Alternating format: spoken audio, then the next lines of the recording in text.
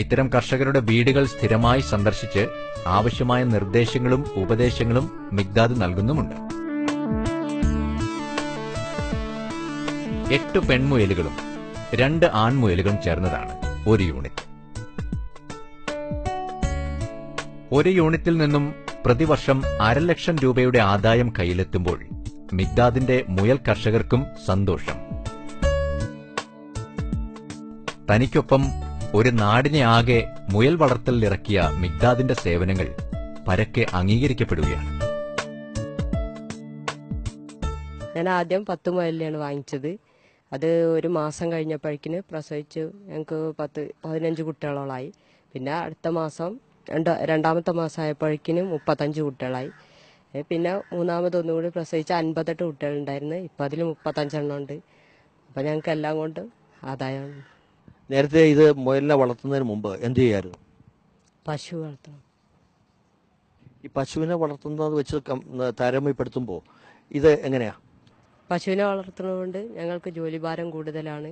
മുയലിനെ വളർത്തുമ്പോൾ ഞങ്ങൾക്ക് അത്രയും അധ്വാനം വരുന്നില്ല. പിന്നെ ഇതിൻ്റെ കുഞ്ഞുങ്ങൾ അവരെ തിരിച്ചെടുക്കുന്നതുകൊണ്ട് ഞങ്ങൾക്ക് ആദായം കൂടുതൽ കിട്ടും. അങ്ങനെ അതുകൊണ്ട് ഇത് പൊതുവെ ഒരു നേട്ടമാണ്, നല്ല നേട്ടമാണെന്ന് വിചാരിക്കും. അപ്പോൾ ഇത് കൂടുതൽ വിപുലമാക്കാൻ വല്ല പരിപാടിയാണ്? കൂടുതൽ വിപുലമാക്കണമെന്നുണ്ട്. സാമ്പത്തികമായിട്ടുള്ള ബുദ്ധിമുട്ടുണ്ട്. ഞങ്ങൾ ഇങ്ങനെ തന്നെ തുടങ്ങി. മൃഗസംരക്ഷണ വകുപ്പ് 2008 മലപ്പുറം ജില്ലയിലെ മികച്ച മുയൽ കർഷകനായി മിഗ്ദാദിനെ ആദരിച്ചു.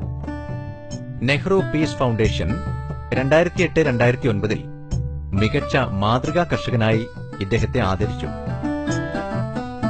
കൃഷിവകുപ്പിന്റെ ആത്മ പദ്ധതിയിൽ മാതൃകാ ഫാമായി ഈ മുയൽ ഫാം തെരഞ്ഞെടുക്കപ്പെട്ടിട്ടുണ്ട്.